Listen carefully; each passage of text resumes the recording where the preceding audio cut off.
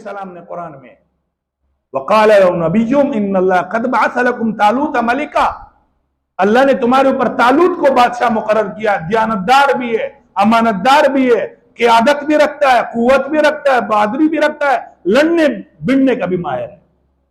انہوں نے کہا نہیں، بنی اسرائیل کہہ رہے تھے نہیں، اَنَّا يَكُونُ لَهُ الْمُلْكُ عَلَيْنَا وَنَحْنُ وَأَنَّا يَكُونُ لَهُ الْمُلْكُ عَلَيْنَا وَنَحْنُ أَحَقُّ بِالْمُلْكِ مِنْهُ، ہم بادشاہ بننے کے زیادہ حقدار ہے، یہ غریب ہے۔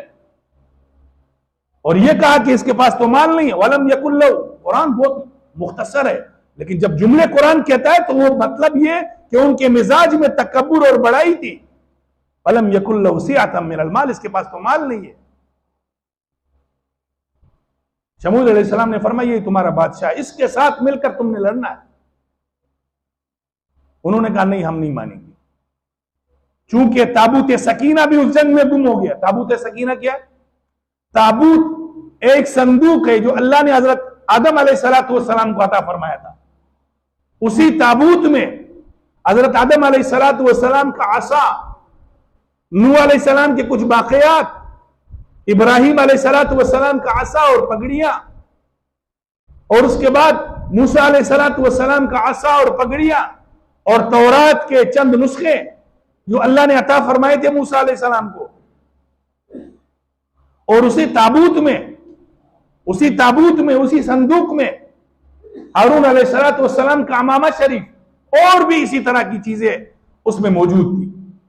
تو یہ گم ہو گیا تھا، عمالقہ ساتھ لے گئے تھے۔ عمالقہ کہتے تھے کہ اس کو ہم جس جنگ میں، کافر قوم تھی، جس جنگ میں ہم ساتھ رکھتے ہیں ہمیں فتح ہوتی ہے۔ لیکن جب طالوت علیہ السلام کو حضرت شموئیل نے بادشاہ بنا کر بتا دیا، قرآن نے بتلایا، تو وہ بنی اسرائیل نہیں مان رہے تھے۔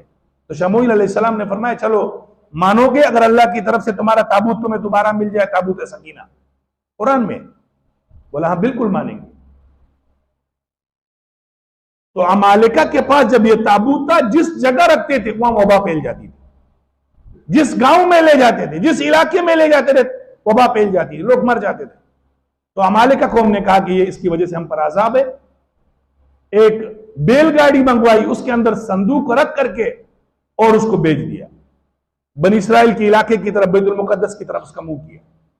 اللہ نے 4 فرشتے مقرر کر کے وہ لا کر کے سیدھا صبح حضرت طالوت کے گھر کے سامنے کھڑا ہو گیا۔ صبح لوگوں نے آ کر حضرت شموئیل کو فرمایا کہ تابوت تو آ گیا ہے، طالوت کے گھر کے سامنے۔ وقال نبیہم ان آیۃ ملکی ان یأتیکم التابوت فی سکینۃ من ربکم وبقیۃ مما ترک آل موسیٰ وآل ہارون تحملہ الملائکہ ان فی ذلک لآیۃ لکم ان کنتم مؤمنین۔ نبی نے فرمایا حضرت شموئیل نے کہ تمہارے پاس تابوت لے آئے گا، یہ طالوت کی حکومت اور بادشاہی کی نشانی ہے۔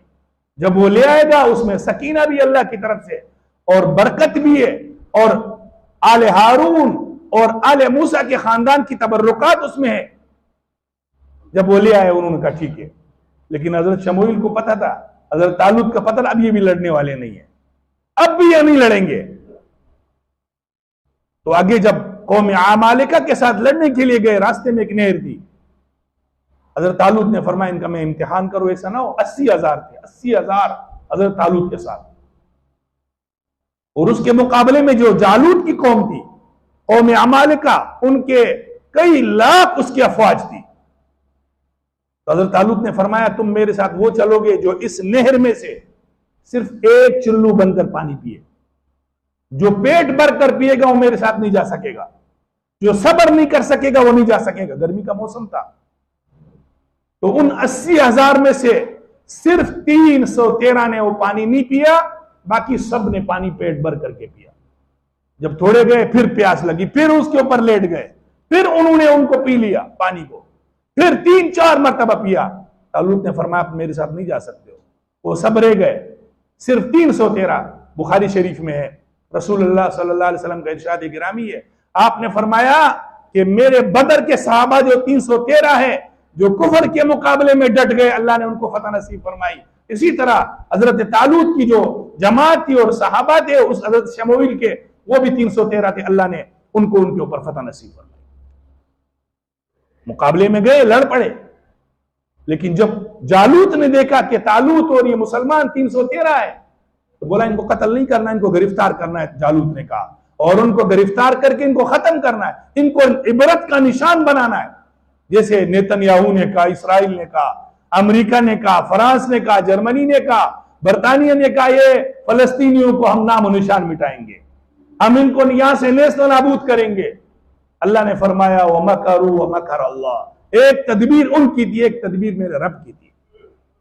اِنَّهُمْ يَكِيدُونَ كَيْدًا وَأَكِيدُ كَيْدًا، اللہ نے فرمایا ایک تدبیر وہ کرتے ہیں اور ایک تدبیر میں رب کرتا ہوں۔ تو لڑ گئے، جان چھڑانی ان کو مشکل ہو گئی اسرائیلیوں کو۔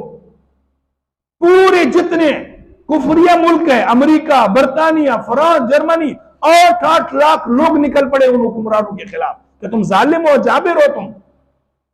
جس کے اندر تھوڑی بھی انسانیت ہوگی وہ بچوں اور عورتوں کو قتل نہیں کرے گا، وہ آبادیوں پر آپ نے لڑنا ہے۔ پہلے زمانے میں ہاتھوں ہاتھ سامنے لڑائی ہوتی، تو حضرت طالوت اور اس کے ساتھ جو 313 تھے، جالوت پورے لوہے میں بند کر کے آیا، روایت میں آتا ہے۔